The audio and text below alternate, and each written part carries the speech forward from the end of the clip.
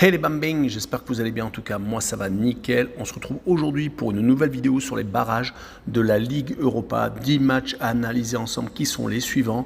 Ferencváros contre Shamrock Rovers, le FC Zurich contre Hearts of Midlothian, Malmö contre Sivasspor, Apollon Limassol contre l'Olympiakos, Punic contre le Sheriff Tiraspol, Ludogorets contre Zalgiris, Dnipro contre Larnaca, HJK contre Silkeborg, Glagantoise contre l'Omonia Nicosie, l'Austria de Vienne contre Fenerbahçe. Et n'hésitez pas à venir nous rejoindre sur mon site VIP où il y a encore le jeu concours avec un maillot de foot à gagner. Il faut bien entendu pronostiquer les matchs qui sont proposés et également venez profiter des live scores et des 4 sports que j'analyse pour vous, tennis, foot, rugby et NBA. On attaque par Ferencváros contre Shamrock Rovers. Ferencváros est très bien parti en championnat avec 2 matchs, 2 victoires. Ils sont pour l'instant en tête. Du côté du Shamrock Rovers, ils sont premiers également de leur championnat avec 4 points d'avance, mais un match en retard. Donc cela confirme leur suprématie dans le championnat d'Irlande.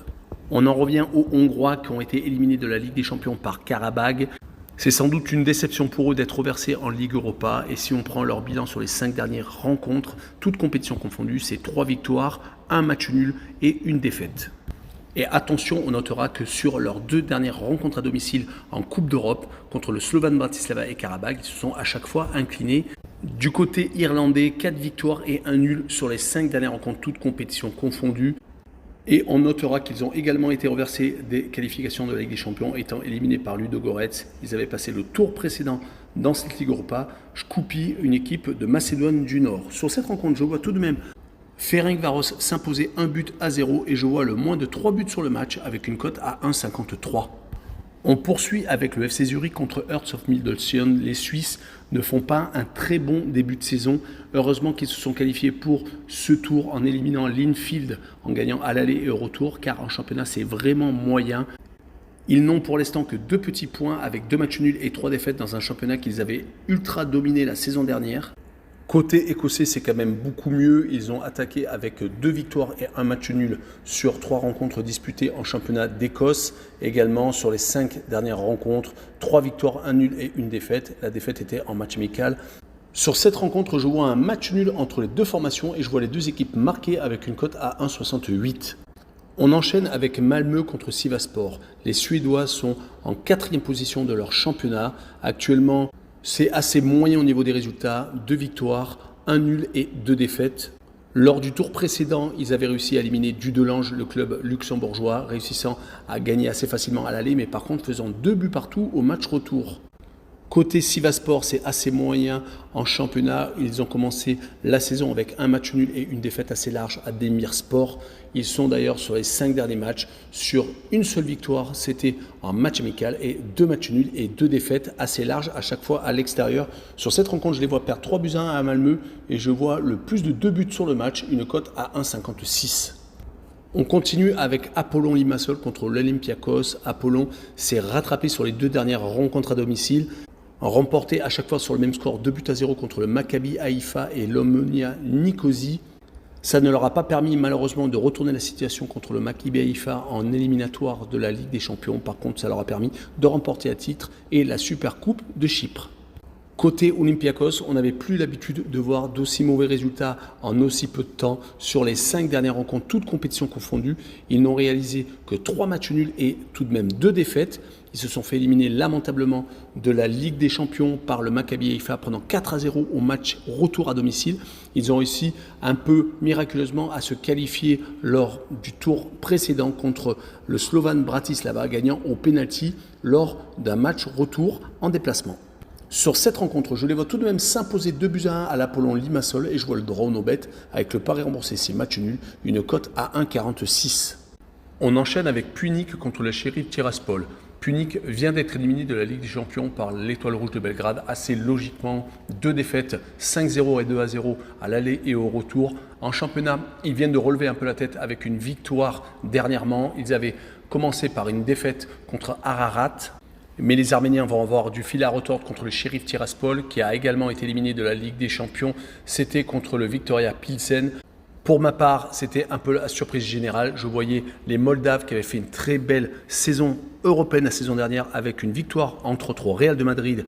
Mais ils n'ont malheureusement pas gardé leur solidité défensive lors du tour précédent en championnat. Par contre, ils continuent à dérouler et sont toujours premiers avec 7 points en 3 rencontres.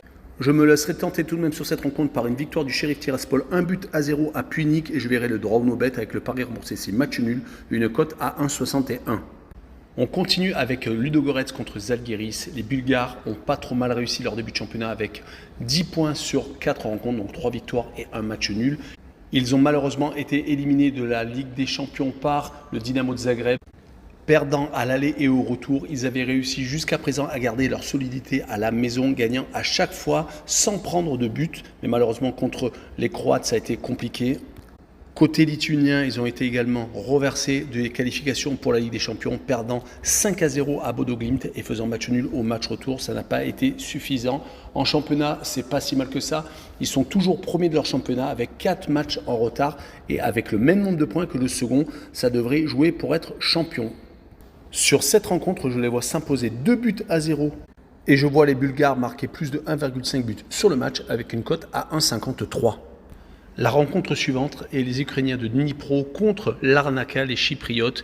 Dnipro est actuellement qu'avec des matchs amicaux dus bien entendu à la guerre entre la Russie et l'Ukraine où ils ont leur championnat qui est totalement arrêté.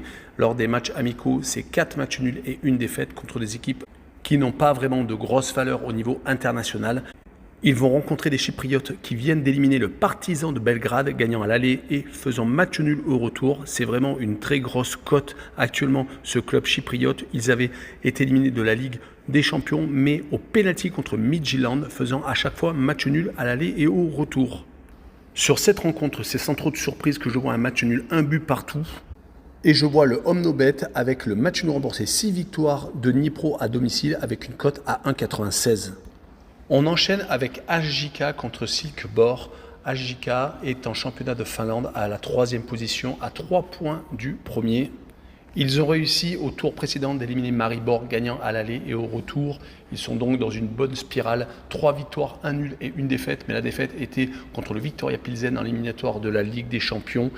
Ils rencontrent Silkeborg qui a très bien débuté le championnat, occupant pour l'instant une seconde place avec 3 victoires, 1 nul et une défaite, avec une victoire entre autres à Midtjylland.